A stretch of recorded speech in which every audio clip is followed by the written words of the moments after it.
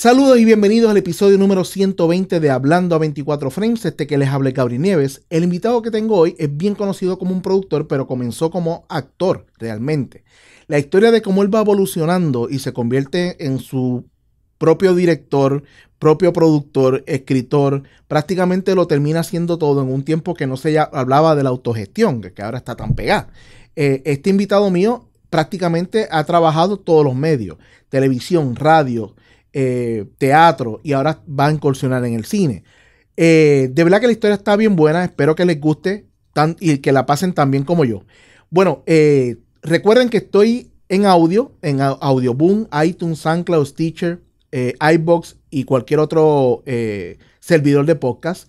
En video, denle share, denle like, denle a la campana para que se enteren cuando subo un episodio nuevo y así puedan continuar llevando el movimiento del podcast a video para que siga evolucionando, ¿verdad? Y que tenga los likes y algún día le saque un peso a esto. Bueno, mi gente, no sigo hablando y vamos a darle.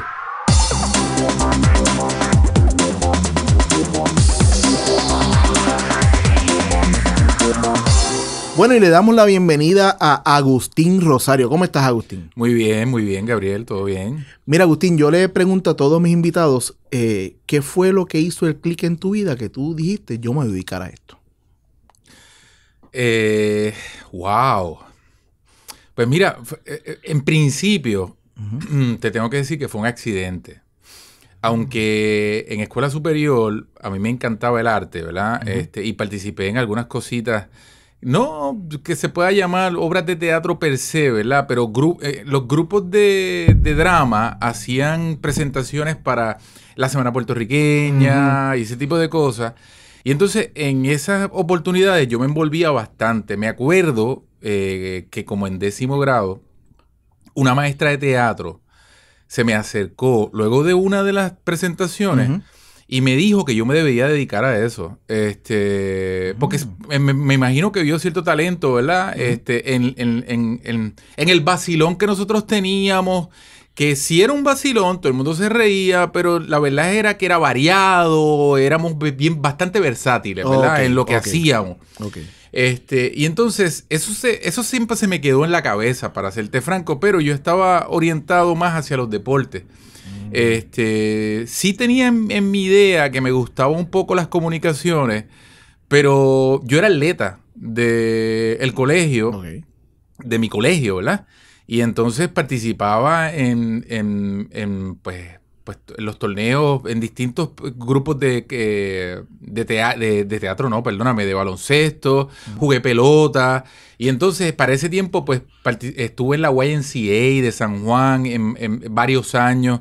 Y entonces, de momento, como que había pensado, no había descartado la idea de seguir desarrollándome en el deporte. Ocurre que cuando yo entro a la universidad, que voy a tratar de hacer el equipo de baloncesto el primer año, ¿verdad? Por una cuestión de, ¿cómo se llama? De reto. Yo tenía un reto de, es que a mí me gusta esto, lo otro, y digo, yo iba bastante bien.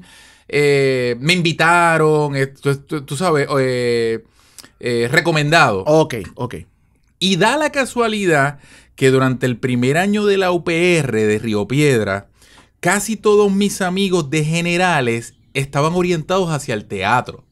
Mira qué cosa que a mí me fascinaba, me gustaba, pero en realidad en ese momento todavía no me lo había planteado como una alternativa. Recuérdate que cuando tú entras a la UPI, entras a generales, pues, el segundo año es que empiezas a pedir, pides para concentración. Claro. Y en ese momento yo estaba coqueteando con la idea de las comunicaciones, porque era lo que yo tenía en mi mente, ¿verdad? Okay. Pero no se descartaba ninguno, como muchos estudiantes que entran a la universidad y todavía no están totalmente claros, ¿verdad? Entonces, ¿qué pasa? En esos tryouts de baloncesto, casi ya al final del tryout, yo me doy yo tengo un accidente en la práctica y me tienen que recoger en la espalda específicamente, una llamada camita de esas de baloncesto. Y entonces yo me caigo y me tienen que ayudar a levantar, paran la práctica. Y mira lo interesante que de esto, que yo no pude volver otra vez a tratar de hacer el equipo Y el coach, que para ese tiempo era Félix Joglar, me confiesa que él quería que yo estuviera en el equipo en el primer año y que por tanto me iba a dar la beca para que yo me recuperara. Mira esto, cosas de la vida, que yo me recuperara y regresara el segundo año ya becado para estar en el equipo. Pues tú me puedes creer que yo no puedo jugar durante 4 meses por la lesión de la espalda. Voy a los médicos, empiezo en terapia, todo ese tipo de cosas. Y entonces, como tenía todo el tiempo que dedicaba a las prácticas de baloncesto, eso fue en mi año de prepa, me junté con mis amigos y iba a todos sus ensayos, iba a ver las cosas, me metía en las clases a verlo. Entonces me apasionó. Obviamente yo soy una persona que cuando me apasiona en algo siento un compromiso y siento una dedicación. Y entonces a varios de esos jóvenes amigos míos los llamaban para audiciones. Y un día yo los acompañé, primero para aprender, ¿verdad? Y porque me daba curiosidad. Y me obligaron casi al final a, no, él también viene a la audición. Yo no vengo, yo lo que vengo es aprender, a mirar, no. Y la cuestión fue que me cogieron. A hacer la audición y te cogen. Y me cogen en la audición, que era una obra de teatro de un estudiante casi ya saliendo de la UPR, que ya estaba haciendo cosas semiprofesionales, fuera incluso de la UPR. Y entonces la obra se atrasa, me dan un papel pequeño. Entonces, en el atraso éramos unos fiebrut del teatro, ¿verdad? Y entonces yo me pongo a sustituir a un papel principal para cubrir los ensayos que entonces cuando se reseñala la fecha no puede estar en las nuevas fechas. Y la haces tú. Y me dan el papel luego de semanas de hacerlo y de cubrirlo, me dan el papel. La vida te estaba cambiando. Me estaba cambiando el rumbo. Esa obra se hace en el Silvia Resage, que era la casa de Teatro del 60 en Puerta de Tierra. Y es increíble porque hacemos la obra. La mayor parte... Me ve gente de Teatro del 60 y me invitan a colaborar con ellos, porque ellos tenían gente joven que ellos invitaban, ¿verdad? Ya sea para audiciones o para trabajar la parte técnica. Y entonces yo empiezo a trabajar en la parte técnica de la verdadera historia de Pedro Navaja en la reposición del 84. De las que duraban un año. De las que duraron, esa duró como 6 meses. Y me cautivó. O sea, yo digo, esto es lo que yo quiero hacer todo el resto de mi vida. Y el baloncesto para divertirme. El baloncesto para divertirme. Entonces, mira esto. Empiezo a trabajar en el teatro. Por accidente también, en cierta forma, caigo en el Silvia Resage. Teatro del 60 me invita para una obra profesional después de Pedro Navaja. Y me cogen. Y entonces yo empiezo a trabajar, a coger más clases de las que entro a comunicaciones. Sigo trabajando en el teatro y ninguno de los amigos míos, ninguno se dedicó.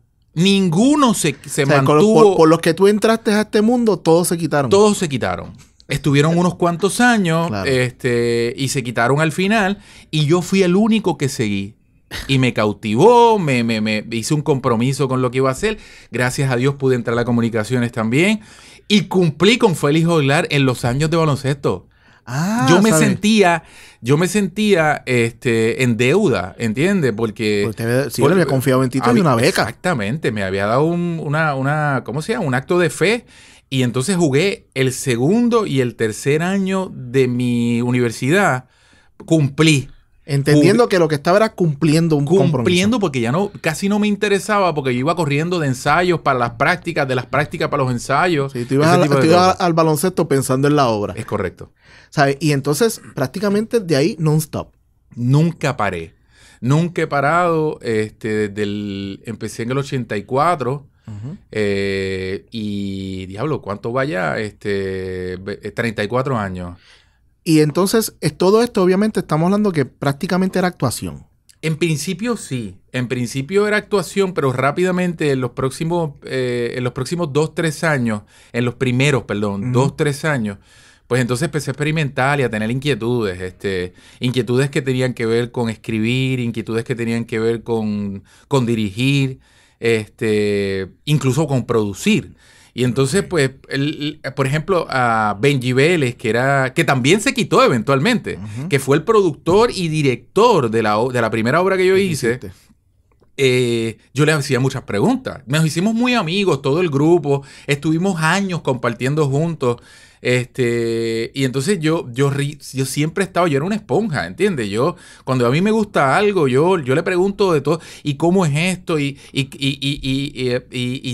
Tú sabes, yo no sé si él se cansaba, pero yo tú le sacaste horas, toda la información y que horas podía. y horas preguntándole cosas que tenían que ver con la producción y con la dirección. En ese momento yo lo que tenía eran como 2 años en ¿verdad? Haciendo teatro. Y pues igual en Teatro del 60, en los años que estuve colaborando con ellos, pues fue una escuela avanzada, ¿entiendes? Porque mientras yo estaba en la UPI, yo estaba colaborando con Teatro del 60 profesionalmente, y entonces ese era uno de los grupos más prestigiosos de teatro que había, o lo es, que era en lo Puerto que, Rico. lo que estaban estudiando, soñaban con estar alguna vez ahí. Es correcto. Y ya tú estabas ahí. Y entonces yo estaba ahí cogiendo clases avanzadas. Exacto. Con profesionales de alto calibre, ¿tú entiendes? Un director como Pablo Cabrera, un director como Dean Sayas, que fue el primero que me dirigió profesionalmente, maestros de la talla de Idalia Pérez Garay, José Félix Gómez, compañeros de Teatro del 60 como eran Pedro Juan Texidor, Noelia Crespo. O sea, era una escuela gigantesca, avanzada, ¿entiendes? Así que quizás todo esto que te digo, los primeros años más ese paso por Teatro del 60, un poco impregnaron en mí el compromiso, el profesionalismo y la dedicación. Entonces, llevas en esta trayectoria de actuación y sí, trabajabas algo técnico, pero ¿de dónde viene el brinco entonces a producir? A producir tiene que ver un poco con mi carácter, ¿verdad? Y con mi personalidad. Yo creo que en esencia, yo soy un artista, yo soy un actor. O sea, primero que ser productor, a mí me mueve más escribir, crear o representar, ¿entiendes? Eso es lo más que a mí me mueve, ¿entiendes? Entonces, ¿qué sucede? En mi paso por la UPI, me di cuenta que la mayoría de los actores, compañeros míos, ¿verdad? Y muchos que también ya hicieron carrera y que se mantienen trabajando, era un poco... Había un poco de para donde los llevara la marea. O sea, es esperar que te llamen, es hacer esta gestión. Puerto Rico no tiene una industria tan desarrollada al punto, o grande, desarrollada al punto de California, de Nueva York, de México, de Londres, donde se acostumbran las audiciones, donde se acostumbran las oportunidades, ¿verdad? Y entonces aquí era una cosa de un poco de suerte, ¿verdad? De que te llamaran, de que te vieran, de que le gustara lo que tú hacías o el talento que tú podrías tener, o de que tú fueras amigo. Claro. Porque esa es la verdad. O sea, este es amigo de aquel y aquel es amigo de aquel. Y entonces yo, en ese tipo, yo no soy de los que me paro, me meto en el agua en un bote a que me lleve la marea. Nunca he sido así, ¿entiendes?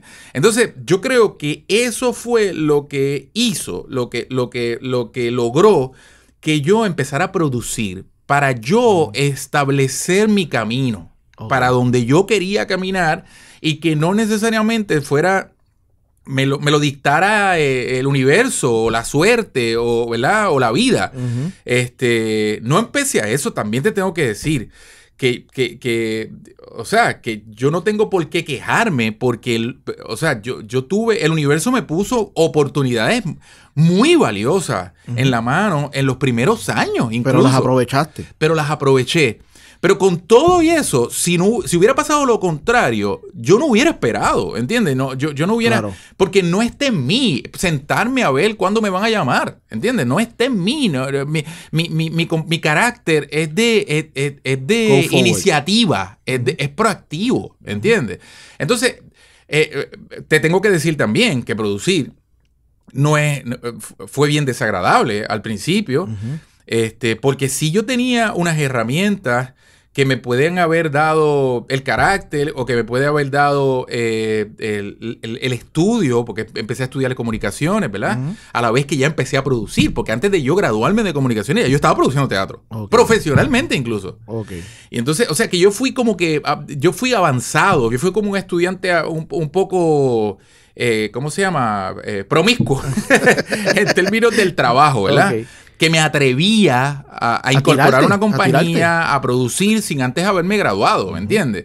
Entonces, también no había un miedo. No había un miedo de que, diatre, yo mejor le espero terminar el bachillerato y después... No, porque soy un poquito, por eso te digo, porque tengo iniciativa, porque no quiero esperar, siempre haciéndolo, ¿cómo se llama? Con responsabilidad, ¿verdad? No a lo loco tampoco. Pero te tengo que decir que había esa etapa de producir versus el artista fue bien complicada, bien compleja. Y hoy día, 30 y pico de años después, todavía te sigo mencionando lo mismo. Y estoy convencido de lo que te estoy diciendo. De que una jala más que la otra. De que no y solo que hace la producción y de que es ingrato, de que producir con todos los problemas que tienes que salvar, ¿verdad? Con todos los problemas que hay que salvar en Puerto Rico. No hay una política pública que proteja el fomento del desarrollo de las artes plenamente. A los empresarios de las artes no hay. Y entonces se convierte en una quijotada, se convierte en una locura, se convierte en que yo tengo que hipotecar la casa para poder hacer algo y arriesgarme yo. Sí, tu vida y tu familia. Arriesgar a mi familia por tratar de conseguir un sueño, por tratar de conseguir hacer un proyecto. Y si queda mal, no hay ningún tipo de ayuda. No hay ayuda, no hay salvavidas. Tienes que buscártela. ¿Cuándo fue entonces ese primer momento en que tú produces? ¿Qué es lo primero que tú haces que es producción totalmente tuya? Una obra, sí. Mira, la primera obra que yo hice sin haber incorporado la compañía es un junte que hicimos entre dos amigos estudiantes de la UPI, Radamés Vega y Judy Pizarro, que nos juntábamos para hacer unos monólogos en Café Vicente, en Río Piedra. Entonces, yo no sé si ese fue el cual está en ya había pasado. El cual está abriendo de nuevo ese lugar aquí en el edificio donde tengo el estudio. Y tuve la oportunidad de muchos años después volver a encontrarme con Vicente, así que espero en algún momento tratar de ayudarlo como una cuestión no solamente de nostalgia, sino de agradecimiento, ¿verdad? De que me diste la oportunidad en un momento dado. Es correcto. Y entonces, en ese momento, en ese periodo de tiempo, ya estábamos haciendo cositas, ¿verdad? Ya había pasado lo de la primera obra, lo de Teatro del 60. Y entonces, nos juntamos para hacer unos monólogos de Jacobo Morales en Café Vicente. Y entonces, en una clase, yo creo que todo nació en una clase de Idalia Pérez Garay, donde hicimos ese trabajo para la clase. Y entonces, pues, nos gustó y dijimos, mira, ¿por qué no hacemos en Café Vicente? Y a lo mejor nuestros amigos estudiantes lo van a apoyar. Y ¿sabes qué? Lo apoyaron. Me acuerdo que Vicente lo que me dijo en aquel momento era, mira, lo que tengo es miércoles y jueves. Y yo, pues, dale. Hacemos unas hojas sueltas nosotros mismos. Tiramos unas fotos nosotros con los estudiantes de fotografía, que para ese tiempo la foto la tiró mi amiga, mi mejor amiga, que después se convirtió en mi novia y que después se convirtió en mi esposa. Mira qué interesante. No me acuerdo si ya para ese tiempo era mi novia, pero la foto, porque estaba cogiendo clases de fotografía. Y entonces todo era una cosa media colaborativa, pero ahí me di cuenta también bien rápido que pues tú sabes que cuando tú te juntas a trabajar, cada uno está enfocado en lo que le gusta. Y entonces la mayor parte no estaba enfocada en hacer... O sea, el trabajo de producción, Gabriel, es un trabajo complicado, burocrático, administrativo en ocasiones. Necesita un poquito de gerencia, tú sabes, y entonces puede ser aburrido. Se ve más pintoresco de lo que realmente es. Puede ser aburrido, puede ser... Es bien administrativo. Sí. Punto, es bien administrativo. Obviamente, la producción también tiene sus momentos creativos y tiene sus fases, ¿verdad?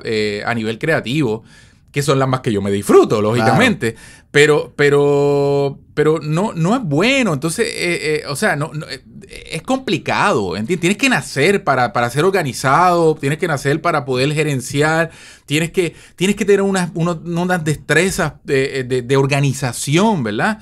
Y entonces, para el final, con todos los problemas que hay en Puerto Rico, no te salen bien las cosas, te exigen el pago, tienes que pagar, no hay el dinero, no entró el dinero, todo el mundo piensa que los productores son ricos y que se jaltan de chavo, y eso no es real, eso es una falacia. Y entonces, hay mucha ingratitud en términos de la labor de una persona que se arriesga, ¿tú entiendes? Que de momento no se entiende. Claro, ya en este momento no me afecta. Sí, pero en un momento, en los primeros años me afectaba mucho. Claro. Y entonces, pero ya yo lo comprendí, no lo van a entender nunca. Exacto.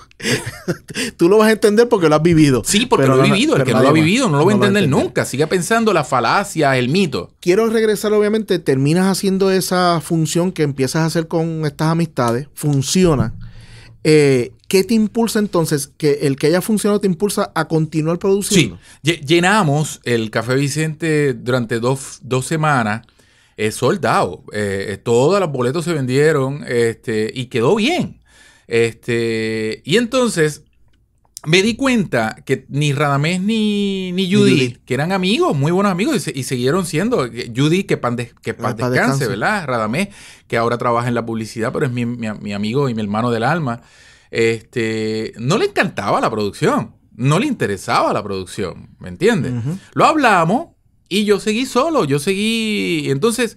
en otra obra que presentaron para la clase de dirección escénica, que quedó muy bien, porque las obras que se hacían en la UPI para dirección escénica ya contaban con estudiantes que eran semiprofesionales ya. Y había un elemento profesional grande. Un elemento profesional grande y de gran validez y compuestas en escenas de verdad muy buenas. Incluso mejores que muchas de las profesionales. Correcto. Entonces, Axel Cintrón, yo participo en una de las obras que Axel Cintrón hace para dirección escénica, que se llamaba un musical que lleva 20 y pico de años o 30 y pico de años en Off-Broadway, que se llama Los Fantásticos, y entonces lo hace para dirección escénica y yo participo con otros amigos y actores, ¿verdad? Que ahora mismito también muchos de ellos han seguido.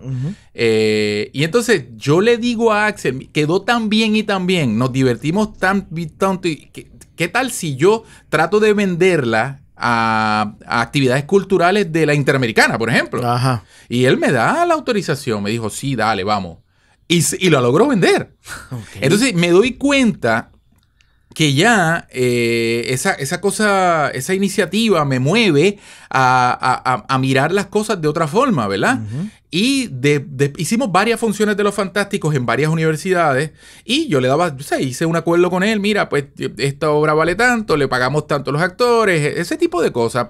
No daba para mucho, a lo mejor nos quedábamos con 100 pesos cada uno, ¿entiendes? Sí, pero ya había una satisfacción de lograrlo. De tirarnos y lograrlo. Es correcto. Recuérdate que también, para que tú veas la cosa burocrática y complicada, para tú poder presentar la propuesta y vendérsela a la Interamericana, pues te pedían un montón de papeles. Y yo dije, diablo, yo tenía que... Y tenías que incorporarte. Entonces, nada de eso estaba en tu mundo. No estaba. Pero aprendí a hacerlo. Claro. Y entonces, pues si eso es lo que hay que hacer, pues lo hago.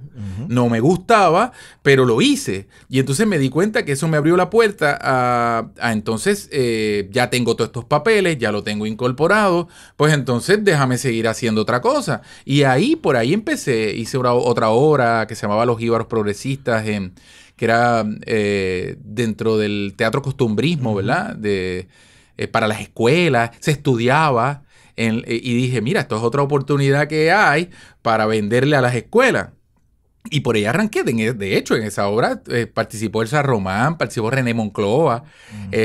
O sea, que yo seguí. Empezaste a moverte y buscando gente que ya estaba profesionalmente con una carrera. Correcto. Y nunca, fíjate qué cosa, para serte franco, yo no empecé, me movía y me ayudaba más o me gustaba más. Era más gratificante para mí, el artista, el crear el actuar o el escribir, que después eventualmente empecé a escribir, no producía para mí.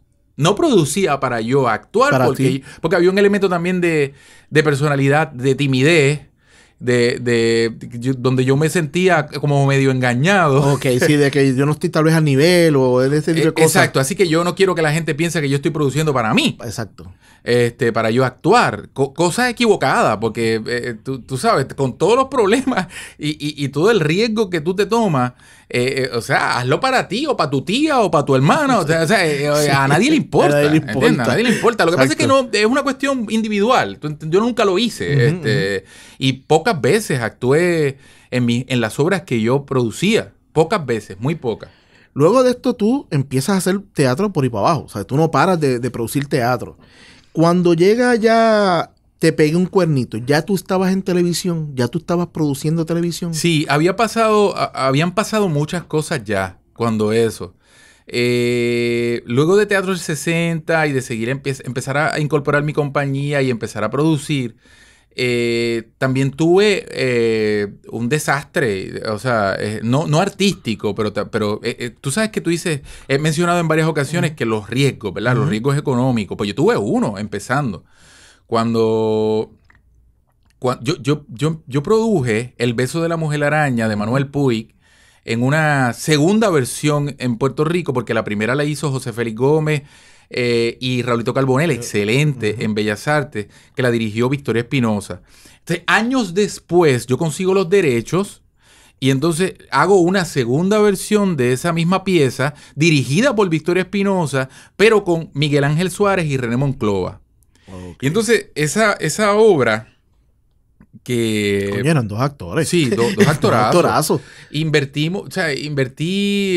mucho esfuerzo, pues no funcionó. En términos comerciales, quiero decirlo, o de aceptación del público, cometí unos errores, invertí mucho dinero del que había ganado posiblemente en algunas cosas de teatro, en la televisión, porque también había empezado a hacer televisión, mientras era estudiante de la UPI. En las novelas de Telemundo. Varias novelas hice. Y entonces eso me dio un dinerito para yo poder seguir produciendo. Cosa que después se fue por la borda porque los perdí. Porque los perdiste. El mismo dinero que ganaba los perdí en cantazos que cogí, como por ejemplo El beso de la mujer araña. Yo entiendo que ese cantazo de El beso de la mujer araña era necesario en la carrera. Sí. A veces uno no lo ve y dice, coño, me perdí chavo. Pero si tú vas dando palos, te crees que toda la vida va a ser así. Y a veces ese cantazo te enseña a, ¿cómo yo me levanto de esto? Podía pasar dos cosas. O te quitaba full, porque te desilusionaba, o te daba el drive para decir, pues voy a aprender los errores y voy a empezar con otra cosa. De hecho, Gabriel, compañeros míos, colegas, ¿verdad? Productores jóvenes con mucho talento. Yo vi que le ocurrió eso, que en producciones gigantescas que perdieron, tú sabes, la vida, mucho dinero, no pudieron recuperarse. Y entonces, pues nada, o sea, es que vas ganando confianza poco a poco, producción tras producción, y luego piensas bueno, es la condición del ser humano, ¿verdad? Sí. Te compraste este carro, ahora te ganaste, te aumentaron el sueldo 100 pesos, pues te voy a comprarle otro carro. Claro. Pues es lo mismo. Entonces, de pronto, yo gasté una cantidad de dinero cuando no se estaban vendiendo los boletos que no era razonable, ¿entiendes? Para tratar de llevar el público a la obra, que estuvo 4 semanas. Y eso fue un grave error, ¿entiendes? Cosa que después aprendí. Obviamente después voy, tú sabes, tropezando con otros errores, porque de eso se trata la vida, tú sabes. Pero cuando se acabó la obra, yo debía $18,000. Yo era acabado de graduar, me había independizado no hacía un año y pico, o sea, me sostenía yo mismo, y entonces yo no tenía un trabajo fijo que no fuese las artes, ¿verdad? Actuar, hacer teatro o producir. producir en una escala pequeña. Claro. Y entonces de momento a mí se me fue la vida. O sea, 18,000 pesos. No tengo uno, o sea, yo tampoco, ni los tenía porque no tengo unos padres de clase media, ¿entiendes? Que no tienen un dinero, pero si los hubiera tenido, mi personalidad no es esa. De pedir. Yo no hubiera ido allá, a menos que fuera millonario, ¿verdad? Claro. Pero no hubiera ido allá a decirle, mira, tengo este problema. Y fueron meses muy duros, porque hubo un grupo de amistades, ¿verdad? Que trabajaban en la producción, que me dijeron, cuando tenga el dinero, me paga. Si no, no me pague. Pero hubo otros que no. Sí, ¿no? Necesito los chavos. Añádele las presiones de asistencia, de cosas legales, porque te pasaste de los 90 días en el periódico. Horrible. O sea, esa experiencia fue horripilante, porque un chamaquito de, qué sé yo, 21 años, o 22, y entonces de pronto debes $18,000 y te están cobrando. Y no los tienes. Entonces,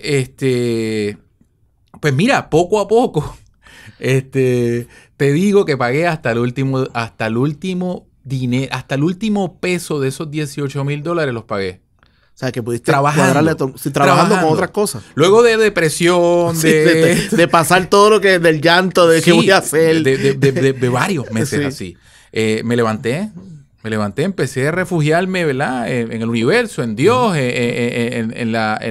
hasta en la metafísica, me acuerdo que leí. Todo lo que te ayudara todo lo que me ayudara a yo buscar el camino y a armarme de valor, ¿entiendes? Porque recuérdate que ese es lo otro que entonces tú dices, no me atrevo a producir más, porque ya debo dinero y me pasa de nuevo. Correcto. Y entonces, pues lo logré logré salir con unas propuestas que le sometí al Departamento de Educación en verano, que tenían una convocatoria y un dinero grande, hicieron una convocatoria, cobraron un montón de productores, y da la casualidad que de las mejores evaluaciones que hubo de las presentaciones fue la mía.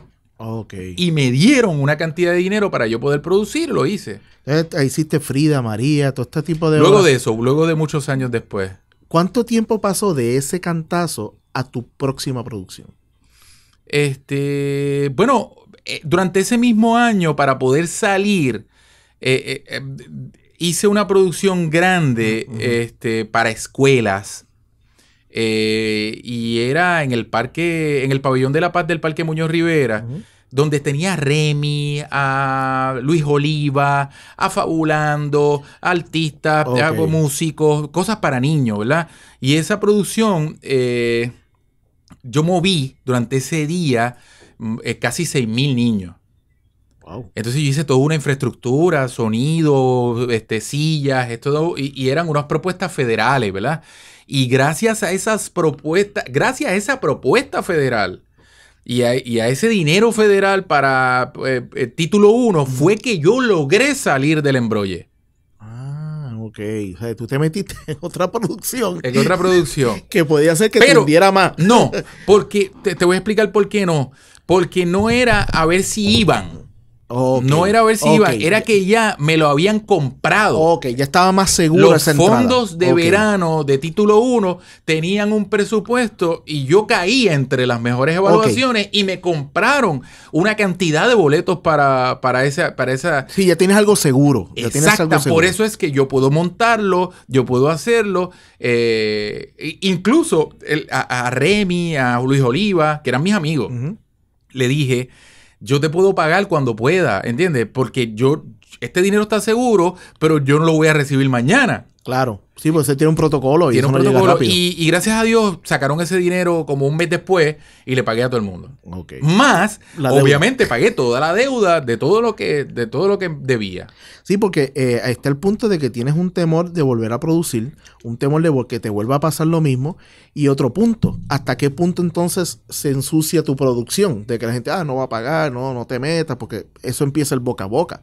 O sea, son un montón de cosas en contra de que si tú no tienes los pantalones bien puestos, te quita. Sí, y no le pasa a la gente de nuestro medio, ¿verdad?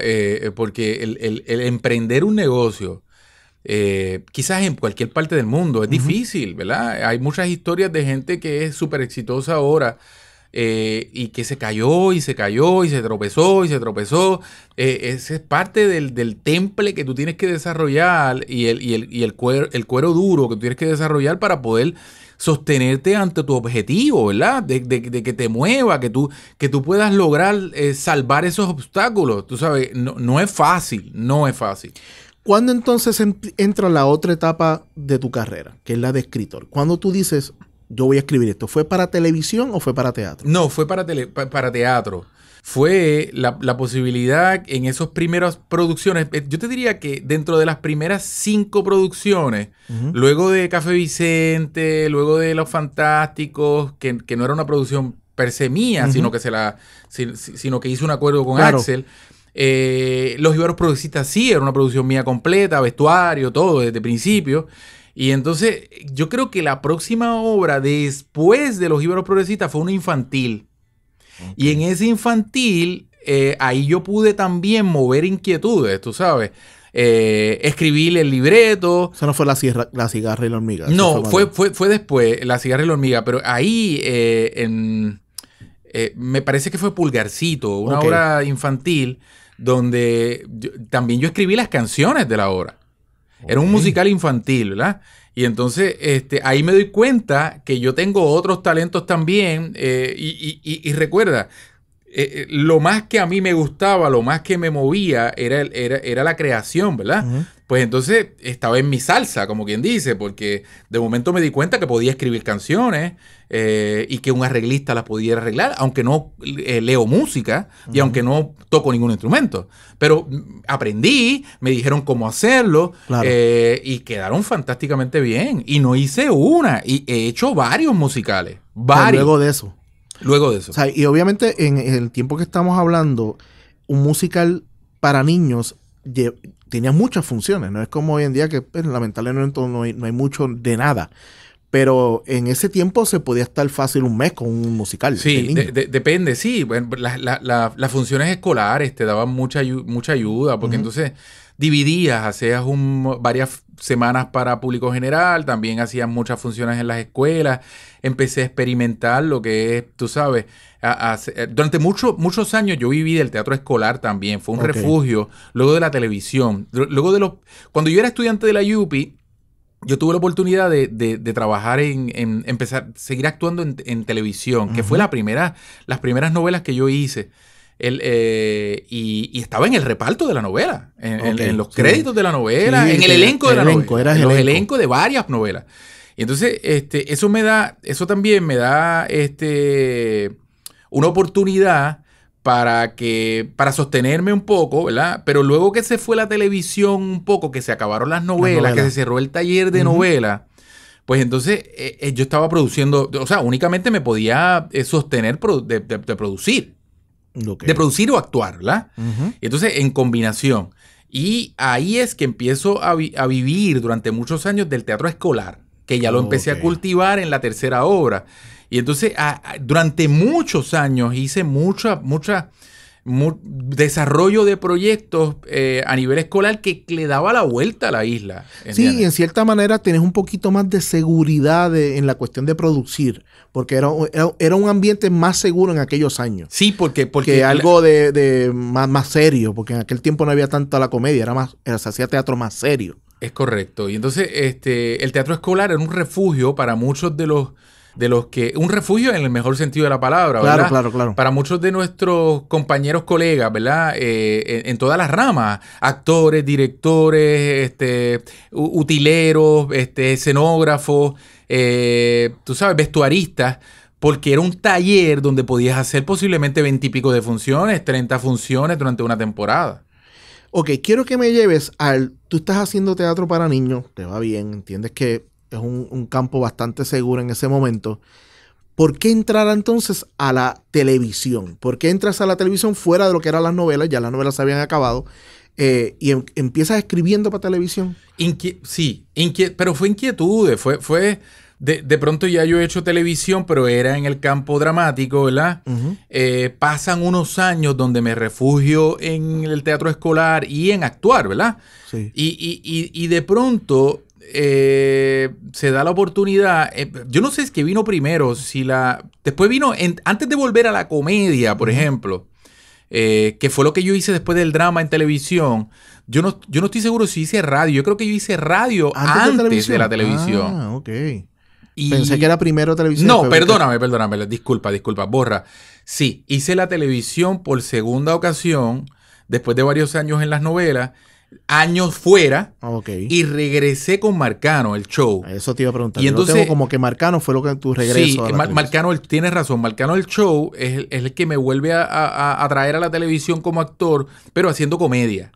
Y haciendo personajes. Veía los personajes ¿verdad? Que muchos de los compañeros hacían en la televisión y decía, mira, yo creo que yo podría buscarme un poquito de guisito. Recuerda que estamos tratando de sobrevivir. Claro.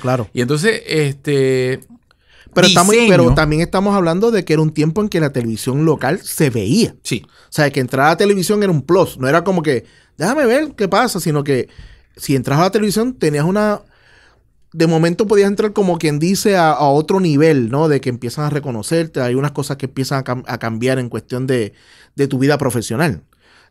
Cuando empiezas a escribir para Marcano, ahí entran los personajes como Pipo y todo este tipo de cosas. No, porque te voy a explicar. Yo entro a Marcano cuando ahí yo pongo en funcionamiento todo lo que yo había estado desarrollando los pasados años. Escribir, desarrollar, crear.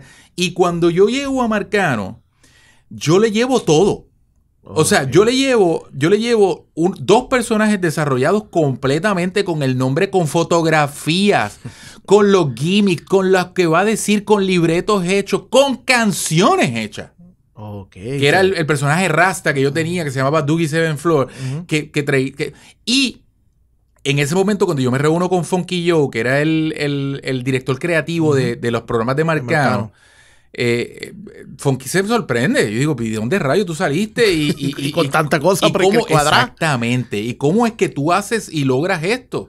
Pues, y ya yo le explico, mira, yo vengo del teatro, vengo de esto.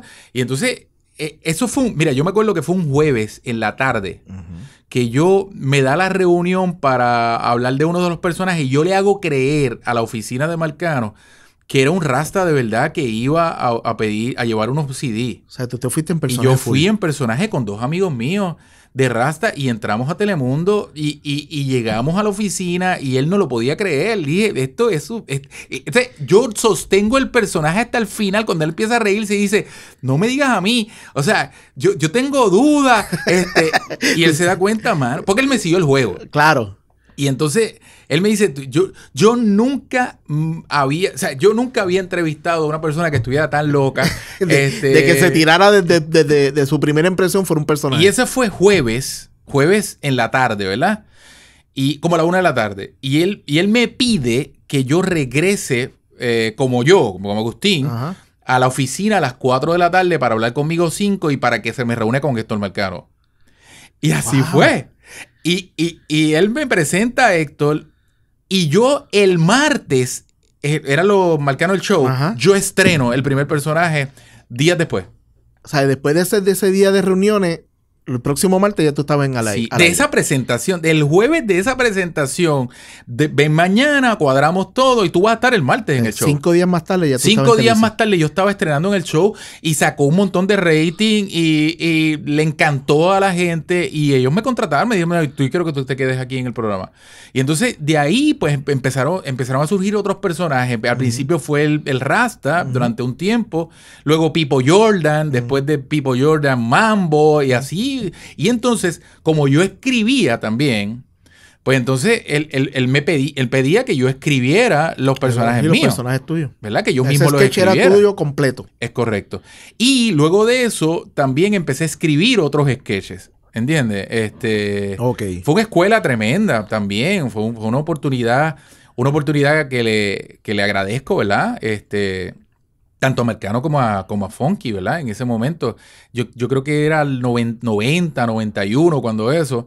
Y porque fue una gran escuela. Fue una gran escuela de trabajo semanal, ¿verdad? Sí, porque eso era todas las semanas. Todas las semanas con un programa que era el número 1 en el país, porque Marcano el Show estaba Yo no me acuerdo, 1. ese programa era live to tape o era en vivo. No, era en vivo. Era en vivo. Habían algunas cosas Que grabadas. se pregaba, sí, algunos sketches, algunas cosas. Es correcto. O los exteriores, o los sketches en exteriores, o lo que sea. Pero el programa era en vivo. Y eran los martes a las 9 de la noche y el programa estaba número 1 estuvo más de 18 meses número 1 en Puerto Rico y yo estuve durante esa etapa. Ok, o sea, estuviste la etapa completa. Sí, estuve bastante tiempo, estuve como año y pico en las producciones de Marcano. Y luego de eso, Tony Mojena me llama a trabajar. Me hace una oferta para que yo me vaya con él a Damon Break. A Damon Break. Okay, a trabajar en su equipo de trabajo, que en principio lo que quería estrenar inicialmente era Damon Break. Ok. Porque yo, donde más recuerdo tus personajes, es ahí. Sí. En Damon Break yo me acuerdo mucho de tus entradas y nada, tú lo que hacías era que entrabas y creabas una situación y volvías y salías. Correcto. O sea, yo me acuerdo mucho de ese tiempo, de esa etapa. Sí, ese fue en Guapa, porque Damon Break estrenó en Guapa. Y ahí estuve varios años más. Ahí estuve más tiempo con Tony Mojena que con Marcano. Y entonces, pues, de ahí, pues, estuve como, no sé, como 2 años y pico trabajando para las producciones de Tony. Nos hicimos muy buenos amigos. Yo era el head writer creativamente de su equipo de trabajo, ¿verdad? No solamente escribía los sketches y todas las comedias, sino que yo era el creativo de secciones, yo salía a veces a dirigir exteriores, o sea, fue también otra gran escuela porque era un programa de variedades, ¿entiendes? Correcto. Que no solamente hacía comedia. Y otro programa bien pegado, o sea, sí. Que se pegó bien duro en el país. Sí. Ok, mientras tú estás haciendo esto, ¿estás haciendo algo de teatro? Sí. Yo me mantenía haciendo teatro todo el tiempo. De ahí es que mientras estoy quizás, me parece que era con... No me acuerdo si era con Marcano o era con Tony, que se hizo también La cigarra y la hormiga. Okay. Más adelante hice Un marido para dos, que luego se convirtió en El cuernito. Pues tú sabes, yo seguía haciendo teatro. Hubo una etapa donde la televisión me jaló bastante y la radio. Porque yo en un momento combinaba... estuve en X100 7 años haciendo la mañana. Madre, sí. Levantándome a las 4 y pico de la mañana. Para después arrancar a hacer todo esto que estamos hablando. Todo lo que estamos hablando. O sea, que era full trabajar todo el día. Sí, quizás la radio es la que me ayuda a empujar más fuerte el éxito que yo tuve con el Le Pegué un Cuernito. Porque en ese momento justo donde yo hago Le Pegué un Cuernito, yo no estaba haciendo televisión. Yo tuve etapas mira, en la televisión yo tuve etapas donde, por ejemplo, tuve la primera etapa, la primera parte, la primera etapa era las novelas, luego estuve fuera se acabaron las novelas, estuve fuera de la televisión, regresé como en la comedia, que ahí es que hago lo de Marcano y lo de Tony Mojena, y luego de eso me voy otra vez. Y estoy años fuera de la televisión. Cuando regreso a la televisión, 4 años después, empiezo a producir. Regreso como productor. Ahí que empiezas, que entras con Zumba. Con Zumba. Ok, quiero hablar de uno de los fenómenos que tú has tenido en tu carrera, que es Te Pegué un Cuernito. ¿Por qué decides una obra que ya habías hecho anteriormente, decides darle una transformación y convertirla en lo que pues después se conoce Te Pegué un Cuernito, que duró, si me equivoco, más de 1 año o 2 años? 2 años y 4 meses en el Giorgetti. Que eso en cualquier liga en nuestro país es el megapalo. Sí, 2 años y 4 meses, viernes y sábado. Solamente parábamos para Navidad o Día Reyes. Cogían break. Cogíamos el break para poder descansar. Y después nos fuimos 8 o 9 meses de gira a 14 pueblos, soldados. Todos los pueblos que fuimos soldados. Incluso te digo una anécdota. Ahora mismo yo estoy experimentando un éxito con Hijas de su Madre, que de momento ya la han visto 25,000 personas, que es un buen número, claro. Es un número importante, ¿verdad? ¿Tú sabes cuánta gente vio Le Pegué un Cuernito? Más de 100,000. ¡Wow! En toda la isla. O sea, son un montón de gente. Que en ese momento pues habían producciones, como fue en la etapa de Ferrari, como fue la etapa de Teatro del 60 con Pedro Navaja, donde las producciones podrían correr muchos meses, no todas las producciones. Y que se casaban en un teatro y se quedaban ahí. Es correcto. Entonces yo tuve esa oportunidad, quizás influenciado por Teatro del 60 y influenciado por Ferrari, ¿verdad? De ahí es que yo traigo la idea de mantenerme en un teatro que, de hecho, si tú me fueras a preguntar a mí cuál es mi próximo objetivo, ¿verdad? Dentro de todas las cosas que yo quiero hacer, aparte de hacer mi primer cortometraje y empezar a explorar con el cine o la televisión para exportación, es tener mi propio espacio otra vez, mi propio teatro. Y eso para ti mismo. Sí. Y mantenerme haciendo un trabajo constante que me ayuda creativamente a madurar un proyecto. ¿Entiendes? No es lo mismo la cosa esta de que conseguí unas fechas en Bellas Artes en octubre, pero que las próximas que conseguí en el Tapia son en marzo. No hay maduración. Y entonces, a mí me gusta más, después de experimentarlo, claro, la cosa esta de madurar un proyecto, de crear un proyecto y darle forma a ese proyecto y que vaya creciendo como una ola, ¿entiendes? Que vaya creciendo, esa bola de nieve vaya creciendo. Inclusive tuviste un tiempo que estuviste en teatro. O sea, sí.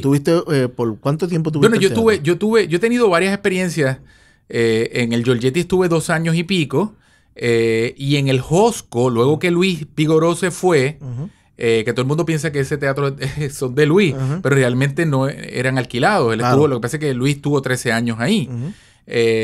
Yo fui el próximo que lo rentó por 4 años y pico. Y luego de eso traje a Teatro Breve. Que Teatro Breve hoy en día, Teatro Breve eso fue el que se quedó con el alquiler. Que es lo que todo el mundo conoce en Puerto Rico ahora mismo. Teatro Breve está en ese teatro que tú tuviste por 4 años. Es correcto. Que es el antiguo Josco. Que ahora es el Choricastro. Ok. Estás con un pegapalo en teatro. Mientras estás ese megapalo, porque estás 2 años prácticamente trabajando full todos los días con una obra. En ese tiempo estás haciendo radio también, ¿correcto? Sí. ¿Por qué llegas entonces y dices, ok, pues vamos a seguir añadiéndole a esto y ¡pum! Zúmbate. Uy, pediatra, por poco hago aquí y de cantazo te metes y haces zúmbate. Sí, porque recuérdate que la televisión siempre también, de la misma forma que me cautivó el teatro, me cautivó la radio y me cautivó la televisión. Los 3 medios a mí me fascinan, me gustaron y le metí, o sea, cuando los conocí, cuando aprendí, cuando los trataba con el mismo respeto y la misma dedicación que lo hice con el teatro, ¿verdad? Y lo sigo haciendo. Y entonces, son retos. De momento hubo oportunidad en la radio. También fue un poco accidente, gracias a los personajes que habían tomado un poquito de popularidad, pues, y que yo escribía. Pues de momento la radio es otra plataforma interesante para gente creativa, ¿verdad? Claro. Y entonces ahí es que se me acercan personas de la radio para ver si a mí me interesaba. Y entonces sí me interesaba, pero no la conocía, ¿entiendes? Y lo que le pedí fue empezar un poco a trabajar con la radio, tú sabes, pero poco a poco, ¿verdad? Pero las cosas fueron empujando más rápido, tú sabes. En la X me dieron la oportunidad de empezar a coproducir el programa del Morning Show en una transición antes de hubo una pareja de Charlie the Kid y Happy de muchos años y de mucha tradición en la X, cuando se conocía X100 antes. Entonces, Happy se había ido o se fue y se quedó Charlie solo durante un tiempo. Uno de las personas que trabajaba con la empresa de Marcano también colaboraba con los Dávila. Okay. Y entonces ahí es que un poco se da la conexión para... A ti te interesa, yo creo que tú... Y a mí ya había ido a una entrevista una vez con los Soto, que luego años después trabajé con ellos también. Pero como joven que hacía personajes o ese tipo de cosas, ¿verdad? Y da la casualidad que yo empiezo a colaborar con Charlie, que estaba solo en el Morning Show, y empiezo a darle input creativo, ¿verdad? Mira, es tal cosa. Y me puedes creer que esa etapa de Charlie me ayudó mucho también porque yo era una esponja. Yo me pasaba allí metido, aprendiendo y preguntando, aprendiendo. Yo no estaba en el aire. Solamente hacía algunos personajes con voces, qué sé yo, que de momento él me pedía para rellenar, ¿verdad? Ok. Pero también me fue dando soltura o ¿verdad? Confianza. ¿Qué sucede? Charlie se va de la X y tienen que montar un nuevo morning. Ya yo estoy allí trabajando creativamente, ayudándolo en producción, y ellos deciden que darme la oportunidad a mí con Jan Ruiz. En el morning de la X, que Jan era... primero que Jan es un hombre de radio de toda la vida. Una excelente persona de radio. Y viene de la escuela de Mayagüez, de todos estos pilares de Mayagüez, Funky, Gangster, que son nombres grandes en el Bonet, país. Wilfred Morales, toda esa gente de esa escuela de Mayagüez que fueron pilares, que establecieron una escuela brutal. Luego Ponce tiene un montón de gente talentosa como fue Billy, como fue Ronnie, como fue Bebo, como es Ray Cruz, que también trabajaron, ¿verdad? Y de pronto me dan la oportunidad y me tiran y yo le digo que sí. Y empiezas a producir. Recuérdate que yo, y empiezo a producir el programa. Y a salir al aire. Y a salir al aire con Jan. Y da la casualidad que aunque empecé lento, porque primero Jan era un zorro viejo, ¿verdad? De la radio. Hicimos una buena combinación que me tomó tiempo. Claro. Reconozco que a las primeras semanas me tomó tiempo coger el ritmo y ponerme a la par con él. Y luego de eso, ¡pum!, lo logramos.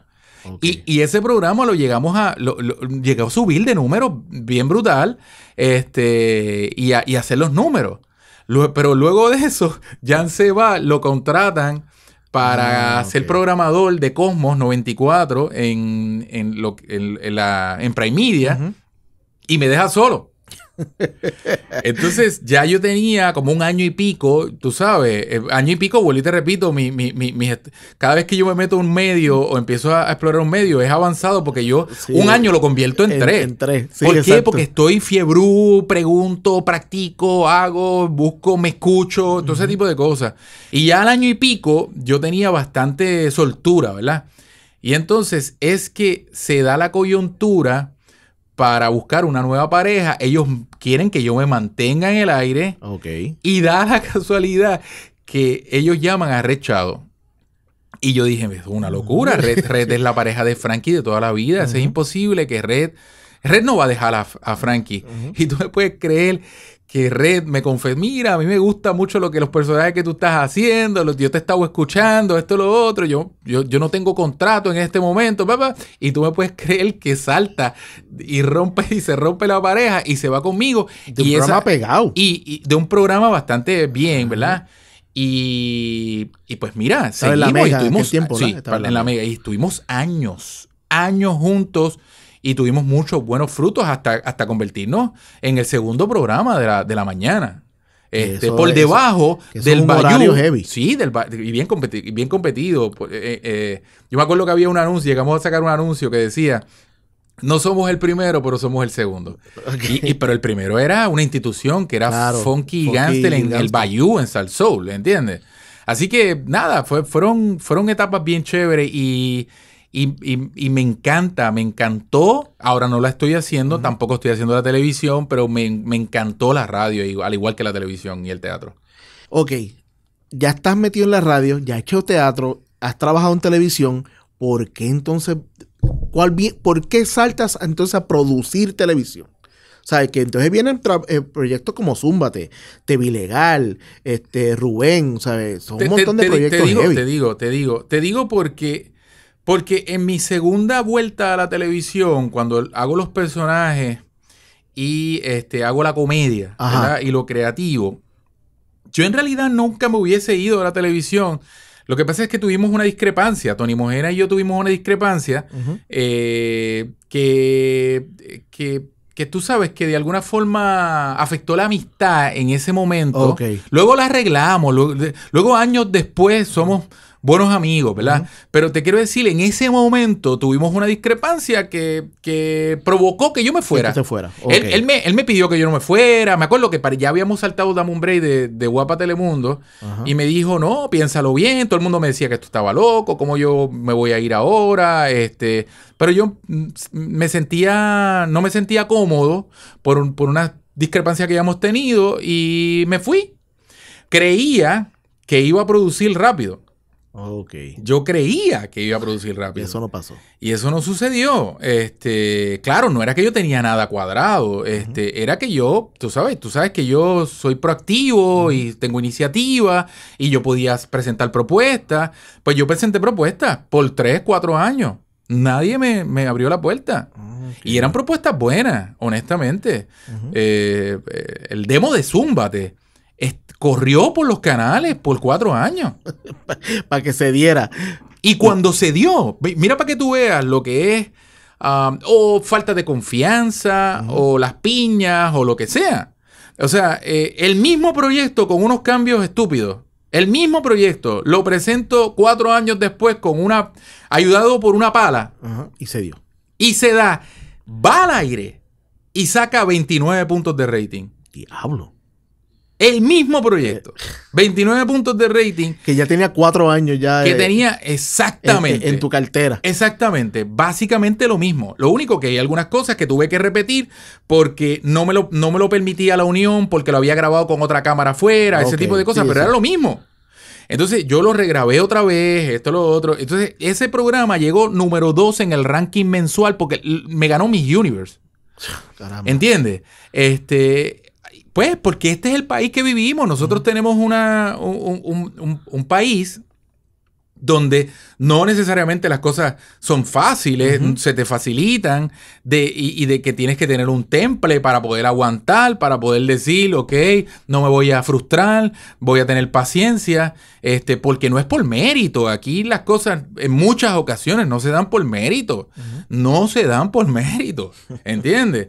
Aquí tienes que lucharlas, tienes que trabajarlas, tienes que probarlas, porque el amigo de el amigo del otro, el del apellido tal o el apellido tal, son los que prevalecen, porque tienen el sartén agarrado por el mango. Yo no tenía, recuerda que yo vengo de ningún apellido, ¿entiendes? Mi papá trabajó en los muelles, mi mamá es ama de casa, ¿entiendes? Sí, yo no venías con una dinastía de televisión de absolutamente nada. Y entonces, pues, yo tuve que probar las cosas. Pues no me vas a abrir la puerta. Pues está bien, pues no me vas a abrir la puerta en la televisión cuando los 4 años que estuvo rondando el demo de Zumba. Después, déjame volver otra vez al teatro bien, tú sabes, bien, pues se da el cuernito. ¡Boom! Okay. Y es uno de los éxitos más grandes, ¿verdad? En términos de asistencia o de tiempo, que es pues, porque no me abrieron la puerta. ¿Entiendes? Sí, entonces, de momento no me abren la puerta de la televisión, pues me voy para la radio y logro pegar en la radio. Pero si yo no tuviera el temple o yo hubiera tenido el temple, se frustra. No me frustro yo, Gaby. Se frustra cualquiera. Claro. Porque no es un país que reconozca el mérito, que de momento diga, mira, Gaby es un tipo que puede dirigir. Vamos a llamarlo. No, aquí no se... sigue haciendo y Gaby va a tener que hipotecar lo que sea para probar, para lograr su producción y lo hace. Y de momento cuando ya es un éxito, pues entonces... Gaby, sí, tú puedes hacer una película. Claro. ¿Entiendes? Ahí ya obviamente, ya entonces la gente te empieza a ver porque ya... Porque lo lograste. Porque lo lograste. Porque dicen, diablo, pues si este tipo es capaz de hacer esto, pues entonces ahora te da un poquito más fuerza para ir a venderle sueños. Porque cuando tú vas a presentarle una propuesta a un canal de televisión, un poco es por fe, ¿verdad? A menos que vean un demo, claro. Pero en aquel momento yo llevé el demo. Y nada pasó. Nada pasó porque ahí, pues te repito, te dan el codo, no lo metas aquí, y entonces así sucesivamente. Luego de eso, cuando ya llegas, cuando tienes éxito, pues no puedes hacer nada, porque ya tuviste éxito. Y Zúmbate llega a la televisión y da un palo, ¿sabes? Tú regresas entonces a una pareja que tuviste radial, porque Jan se incorpora contigo en el programa. Y fíjate qué interesante. También fue una casualidad, porque el demo de Zúmbate lo hice con Red, porque Red era mi compañero de radio, pero fíjate lo que sucede. Que ahí va Cuando yo voy a presentar el demo de radio, de Zúmbate, Red está en los programas de Paquito Cordero en Telemundo. Y al final, donde me van a dar la oportunidad es en Guapa. Ok, te habías obligado automáticamente a cambiar de buscar a otra persona. Y entonces, Red no iba a dejar las producciones de Paquito porque llevó y tuvo muchos años ahí con Paquito Cordero en el show de las 12. Y entonces, pues mira, yo le di el primer choice, ¿verdad? Y a base de que él no pudo, porque estaba en el demo, pues hablé con Jan, que habíamos hecho buena pareja en radio. Y pues se dio. Y tú me dices si me equivoco, pero Jan no había hecho televisión, ¿verdad? Había hecho cositas pequeñas, especiales de la X, de unos pero videos. Pero no como un programa de televisión como Zúmbate. No un programa de televisión como Zúmbate. ¿Cuánto tiempo está Zúmbate al aire? Como 6 años y pico. Eso es un montón de tiempo. Sí. Como 6 años y 4 meses estuvo Zúmbate en el aire. Todo este tiempo sigues haciendo todo. No. O ahí paró. Hubo momentos donde sí hacía todo. O sea, donde yo pude mantener la radio, mantener el teatro y hacer televisión. Sí, hubo momentos que sí. Pero en ocasiones hubo también momentos donde circunstancias de la vida pues provocaron que no estuviera en la radio. Y entonces me quedaba haciendo televisión y me quedaba haciendo teatro. O sea, en la mayor parte de las veces eran 2 de 3. Sí, o sea, que por lo regular era bien raro que te quedaras con uno. Casi siempre era uno o el otro, pero te habían 2. Es correcto. Ok, pasa Zúmbate, has hecho radio, has hecho televisión, has hecho teatro, has dado buenos palos, ¿sabes? Llega un momento en que te sientes que puedes hacer cualquier cosa. O sea, llega un momento que la confianza al tú dar cantazo contra cantazo. No, porque ya he tenido la oportunidad de tener fracasos también, ¿verdad? Y eso te hipersensibiliza, ¿entiendes? Primero, yo no soy una persona con un ego, yo no tengo un ego grande, yo no busco protagonismo, porque si no me hubiera quedado frente a las cámaras todo el tiempo. Yo produje un montón de programas que la gente, los ejecutivos de la televisión en aquel momento confiaban en el talento que yo tenía y me decían, ¿por qué no lo haces tú? Y yo le decía que no. Nada, a veces pienso que fue un error, ¿verdad? Que fue una cuestión de baja autoestima o de falta de ego, ¿verdad? O sea, que no es sobre ego subido, sino es al revés. No, y que también otro punto, al tú llegar al mainstream, a que la gente te reconozca, eso te ayudaba también en cierta manera a producir. Hacer los negocios, sí. Y entonces, al tú quitarte de que te vean, pues regresas entonces al olvido. Porque esto, estamos bien claros, por más que te pueden ver 5 años en televisión, te quitas uno y la gente empieza a decir, yo como que me acuerdo de él hacía algo. O sea, empieza a echar para atrás. Pero ¿sabes qué? Lo que pasa es que como yo nunca he sido farandulero y como yo siempre, yo vengo de una formación, ¿verdad? Académica, una formación de la UPI, teatral, de comunicaciones. Pues tú sabes, ese mundo farandulero no te llamaba tanto la atención. No me llamaba la atención. Nunca nos llamó la atención a los verdaderos que somos de verdad, ¿entiendes? Nunca nos llama la atención. Fluimos con la farándula, ¿verdad? Pero no vivimos para la farándula. No vivimos para ser famosos, ¿entiendes? Vivimos para hacer nuestro trabajo, para crear, ¿verdad? Para proponer, para expresarnos, ¿verdad? Y entonces esa es la diferencia de un montón de gente que está en el medio ahora y que de hecho son famosos. Y que no tienen esa formación. Claro. Y entonces su único objetivo fue ser famoso. Ser famoso, exacto. A costa de lo que sea. Sí, que no hay ninguna otra base ahí. Y por ende, la ausencia de eso, para mí, no mientras tuviera trabajo, lógico.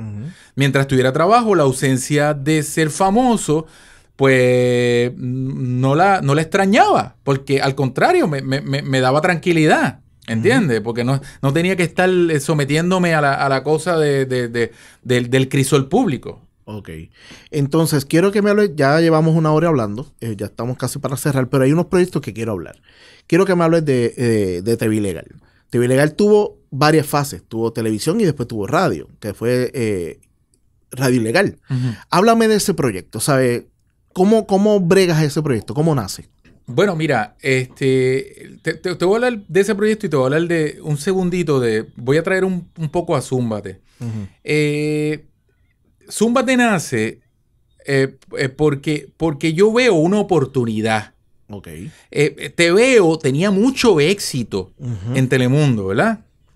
Y yo me di cuenta que no había otro proyecto que tuviera ese formato o que agarrara esa categoría o ese género, pero de otra forma. Y entonces, viendo esa oportunidad, es que yo creo Zúmbate, pero con otra personalidad totalmente distinta. Porque Zúmbate no se parecía a TVO, no, exacto. ¿verdad? Aunque tenía similitudes, elementos. como una novela puede parecerse a otra, Claro. porque son novelas y son el género de la novela, ¿me Y entiendes? estás atacando a un target. O un programa de comedia de sketch, pues, puede parecer, pues, es el género. Pero en realidad no era. Pues entonces, en el caso de TV Ilegal, los muchachos de TV Ilegal ya trabajaban, algunos trabajaban para Tony Mojena en otro proyecto que hacían en Telemundo. Entonces, donde hacían parodias, y yo dije, mira, y luego ese proyecto se cayó, se canceló, ¿verdad? Pasan años y yo estoy trabajando con algunos de estos compañeros en otros proyectos y le digo, oye, ese proyecto de las parodias tiene más vida todavía, pero yo lo llevaría por otro lado. Fíjate que yo logro hablar con algunos de estos que yo entendía, actores o comediantes que hacían imitaciones y que no se estaban utilizando en ese momento en esa función y los reúno. Y ellos todos aceptan que me encantaría trabajar contigo. Que fue el caso de Herbert, que fue el caso de Liz Marie, incluso de Miguel, que era uno de los que escribía el otro proyecto. Y entonces, en ese momento yo lo vi como una oportunidad, pero creando otro estilo, otro tipo de cosas. Pero resulta que luego, al final, Miguel se vira. Y Miguel no acepta irse para Guapa, porque algunos de ellos todavía guisaban esporádicamente en Telemundo. ¿Y para aquel tiempo Miguel tenía bejuco? No me acuerdo, pero trabajaba en las comedias de Tony, pero no estaba haciendo parodias, no estaba haciendo ese tipo de ya ese concepto se había muerto, ¿verdad? En cierta forma. Por eso es que se reúnen conmigo. Y por eso es que cuando yo le digo, yo puedo revivir ese concepto, pero de otra forma, ellos les gusta la idea. Entonces, Miguel se vira, le hacen una oferta para que no se vaya, se asusta, se arrepiente, vira para atrás. Y entonces me veo forzado a coger la batuta del proyecto. Digo, yo iba a producirlo como quiera, pero teniendo a Miguel ahí, yo le iba a dar más opciones para que él escribiera. A lo mejor iba a ser el head writer pero entonces me doy cuenta que yo me tengo que convertir en el head writer ¿verdad? de TV Ilegal. Y así porque no tenía otra alternativa. Y lo fui llevando por otro lado, hasta convertirse en otro proyecto que duró años y que fue y que logró mucho más que el proyecto que ellos hacían en Telemundo. Y te explico por qué. No solamente en duración, en rating. Evolucionó y emigró para otros medios, como fue la radio, como fue el teatro, donde nosotros hicimos 5 temporadas, 5 shows distintos de TV Ilegal, dando la vuelta a Puerto Rico y con miles de personas viéndolo. O sea, ese proyecto, depende de quién a lo mejor los que se quedaron allá no lo van a ver de esa forma, pero si objetivamente yo lo llevé a otro nivel, ¿entiendes? Porque logré tener más rating, más años, logró estar en varios canales, hicimos shows de teatro 5 y lo llevé a la radio. ¿Tú sabes qué más? Convertiste ese proyecto en un branding.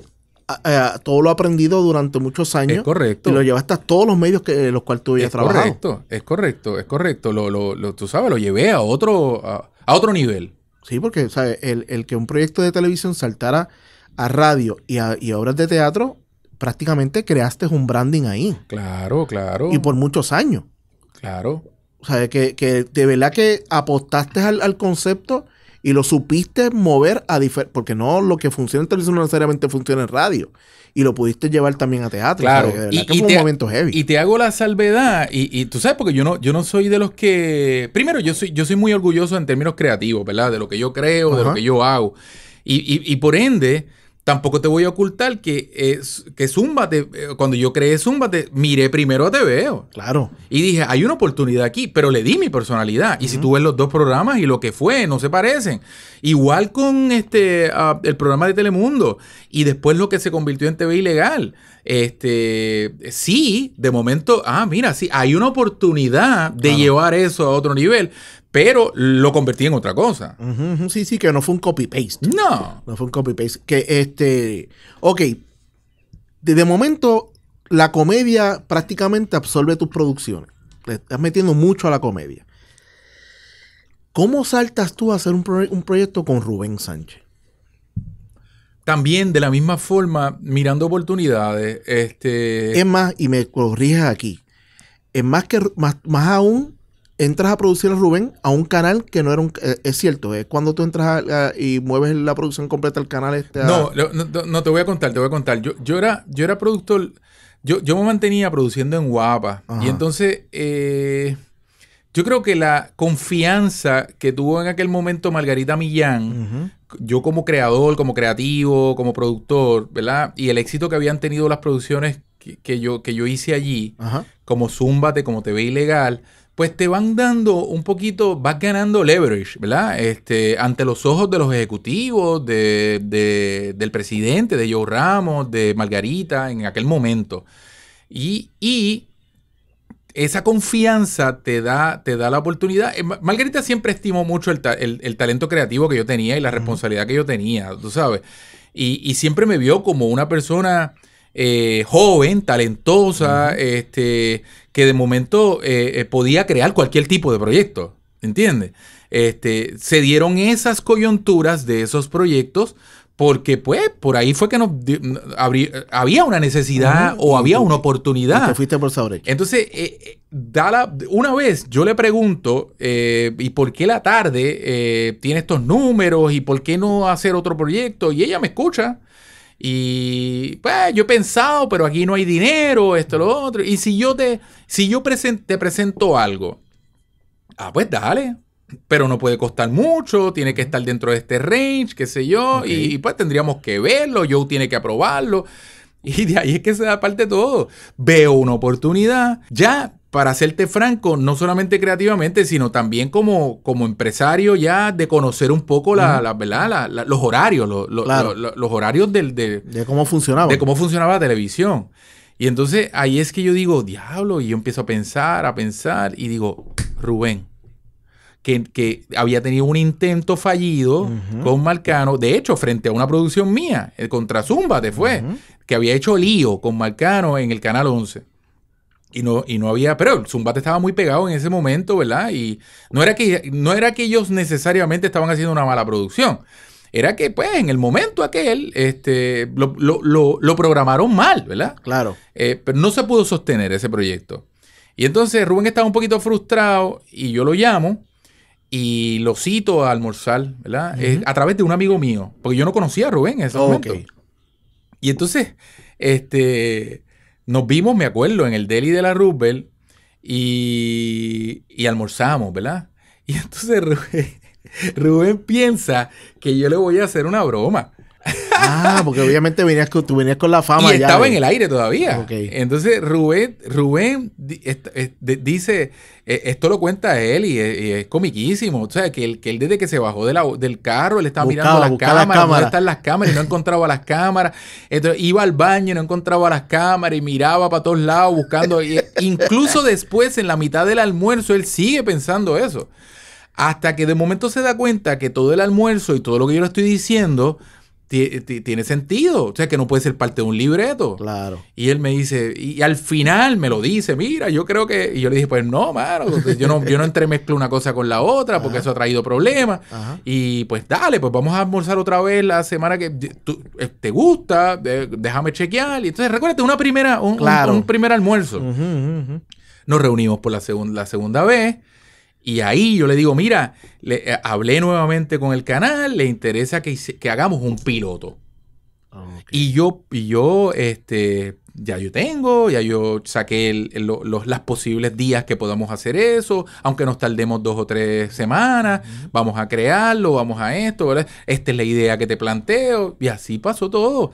En varias semanas hicimos el piloto, gustó, y ella nos dice, ¿estás seguro que lo van a hacer por este dinero? Sí, no era mucho dinero, pero era un dinero que pagaba por lo menos la producción. Y te da la oportunidad de probar otra cosa. Correcto. Entonces, arrancamos, me acuerdo la última reunión que yo quería estar, donde nos vimos fuera del canal, Margarita, Joe, Rubén y yo, que me acuerdo que fue en el Normandy, en la terraza del Normandy. Y entonces, que ahora está cerrado. Y ahí cerramos todo. Sí, ok, chévere, esta es la fecha. Ok, vamos para adelante. Y entonces, mira lo interesante, los números que sacaba Guapa en ese momento eran como 4 puntos, 3 puntos y pico, 4 puntos a las 3 de la tarde, que fue a calzón quitado. Y el primer día, nosotros subimos los números a 14 puntos. Gotcha. Y entonces, así fue la historia de casi todos los proyectos, ¿verdad? Zúmbate cuando arrancó, de TV Ilegal cuando arranqué, también. De momento, diablo, pues si tú logras hacer esto, pues ¿por qué no? Pues vamos a quedarnos. Y luego entonces de Guapa, saltas con el proyecto con Rubén a otros canales. Sí, estuvimos varios años, se vende Guapa, ocurrió cambios de administración, de dirección, ese tipo de cosas. Eso creó pues otros enfoques. Y entonces vimos que nos iban a sacar, para serte franco. Se lo olieron. Sí, lo sabíamos, que iban a hacer unos cambios, que iban a afectarse algunos de los programas. Ya llevamos como 2 años y pico en Guapa, en el aire. Y entonces, ahí es que nosotros saltamos antes de que... Pues mira, vamos a terminar. Sí, era mejor que se veía mejor que ustedes se movieran a que los cancelaran y volvieras a su trabajo. Hablo con el 24, le parece chévere. Yo le dije, mira, esto es lo que hay ahora, pero vamos a hacerlo. Y así fue la historia. Estuvimos 4 años y pico en el canal 24 haciendo eso, el programa. O sea, tu salto es de un canal que es Comerciales Guapa, correcto, a otro canal que te la ibas a jugar. Correcto. Porque no tenía una audiencia y un agarre como lo tenía Guapo Telemundo. Eso es así. Y tuvo sus problemas también. Claro. Y tuvo sus situaciones, ¿verdad? También de cambio de dueños y todo ese tipo de cosas, de administración. Pero logramos estar 4 años y pico en el canal 24. Ahí fue que se metieron y te robaron. Que robaron el estudio de Eric Delgado. Y entonces, de ahí es que entonces hacemos el salto a Univisión. Y ahí estuvimos varios años más. Así que en esa historia estuvimos casi 9 años. O sea, te iba a decir casi 10 años. Yo dije, exactamente. Iba a dar más o menos. Exactamente. Ok, luego has seguido haciendo teatro, hiciste los monólogos de las barrigas, entonces últimamente pues lo más nuevo que tienes ahora mismo en teatro pues es con Alexandra, que es Hijas de su madre. Ya lo dijiste, Hijas de su madre fue un éxito también, lo llevaste y ahora mismo está en gira, o estás terminando yo creo que ya la gira, ¿verdad? Sí, estoy terminando la gira, los últimos 4 sitios. ¿Qué entonces viene el próximo para Agustín Rosario? Bueno, mira, tengo varios proyectos. Te confieso que no he empezado a escribir. Porque yo escribo cuando estoy entusiasmado y he tenido muchas cosas, muchas otras preocupaciones en estos meses. Y entonces, pues, no he encontrado el estado anímico para meterle mano para escribir lo próximo, ¿verdad? Okay. Ya tengo algunas ideas, algunas inquietudes sobre las cosas que quisiera escribir, ¿verdad?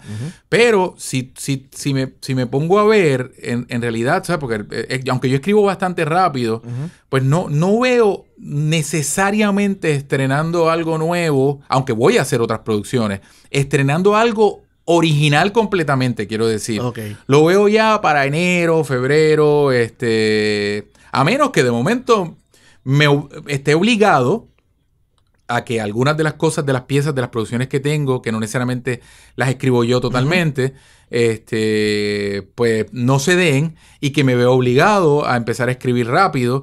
Pero creo que me voy a tomar según veo, veo estrenando algo nuevo en enero o febrero. Tengo un proyecto que voy a hacer que es un unipersonal de una figura en Puerto Rico, no te puedo decir. Claro, claro. Pero con ese unipersonal que él escribe la mayor parte y yo lo dirijo. Okay. Yo lo voy a dirigir y voy a darle unas sugerencias, pero él trabaja su contenido, ¿verdad? Okay. Por ende, no tengo que escribir, ¿verdad? De arriba abajo. Y después dedicar a otra cosa. Y le puedo dedicar a otras cosas. Con ese proyecto unipersonal que espero estrenar en finales de septiembre, es posible que sea mi primera entrada al mercado de Estados Unidos hispano. Porque para eso es que lo hago. Lo hago para hacer un proyecto en Puerto Rico, correr varios pueblos y que se convierta en un proyecto donde yo pueda ir con movilidad. Que yo pueda ir fácilmente a Orlando, a Tampa, a Filadelfia, a Boston. Sí, que te crea una plataforma totalmente nueva en Estados Unidos. Sí, Hijas de su madre lo pensamos. Pero yo lo veo muy difícil. Una producción compleja. Es una producción muy grande, con mucha gente, con proyección, con una escenografía gigantesca y con unos elementos de producción que los hace mucho más difícil que moverlo para Estados Unidos. Claro. Dijiste ahorita en parte de la conversación que hueles un poco a coquetear con lo que es ya más cine. O sea, te llama mucho la atención. Prácticamente es lo único medio que te falta. Sí. ¿Sabes? Eso lo ves los próximos 5 años. El año que viene. Ya está tirando para ese lado. Sí, porque el año que viene... te digo el año que viene porque recuérdate que estos proyectos necesitan preproducción, necesitan una maduración y entonces ya yo tengo bastante comprometido los próximos meses, ¿verdad?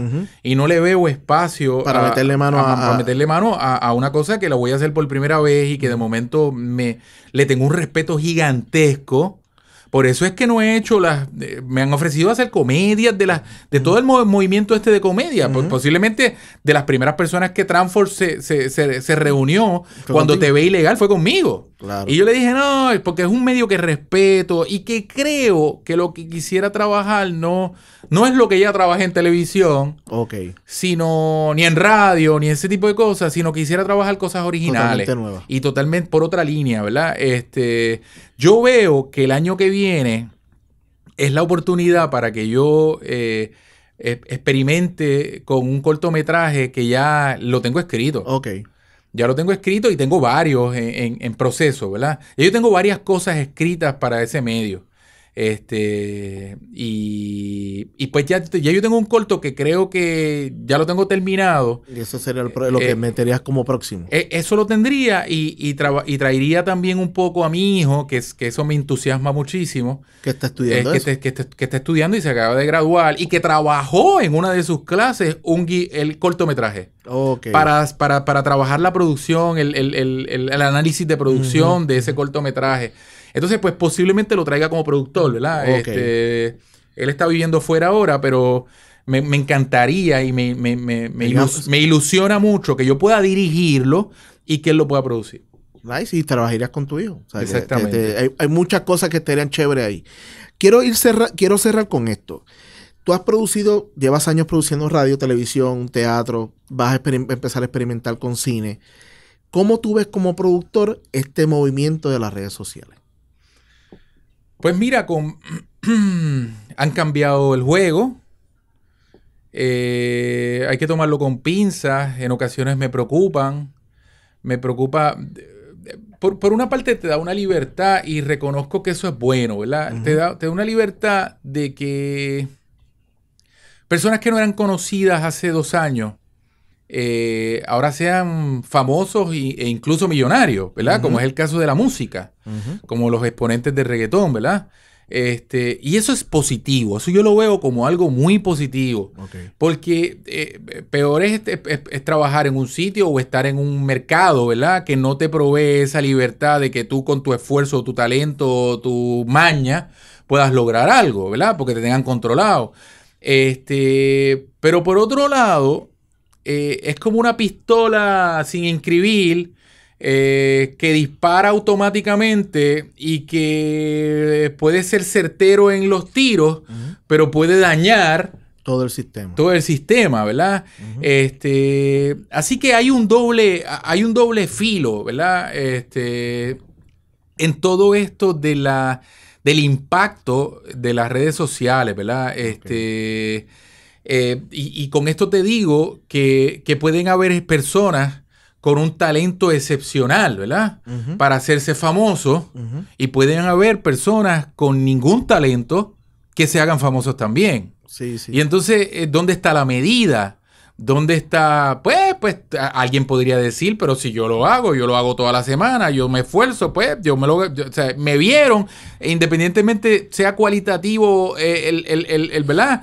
Lo que tú presentes o lo que tú haces, pues eso es lo que hay. Tengo millones de personas que yo pongo aquí una porquería y me lo compran. Exacto. Y pues aquí este público me sigue y son 2 sigue, millones de personas. Y no le importa porque ellos se mueven ante lo que tú eres como persona o a lo que tú haces y no le importa la calidad. Entonces, esas dos varas están ahí, pero de la mano. Sí. A veces lo veo con pesimismo, a veces pienso que podrían arroparnos personas que no tengan la profesionalidad para hacer cosas buenas, y no solamente calidad en términos de lo que se produce, sino en términos de los mensajes, o de lo que propones, o de lo que dices, o de lo que expresas, ¿entiendes?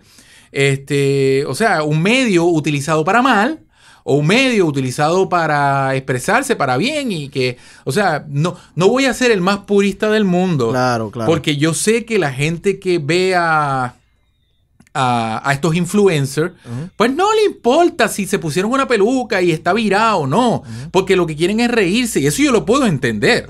Eso yo lo puedo entender. Claro. Ahora, si ese que se puso una peluca desplazó a un montón de artistas, pues ahí es que está entonces que son buenos, que llevan una preparación de que tienen una preparación, que dicen algo, que expresan algo y que lo hacen de una forma profesional y bien hecha, pues hasta dónde... Porque la gente, tú sabes lo que pasa, la gente no sabe medir, la gente...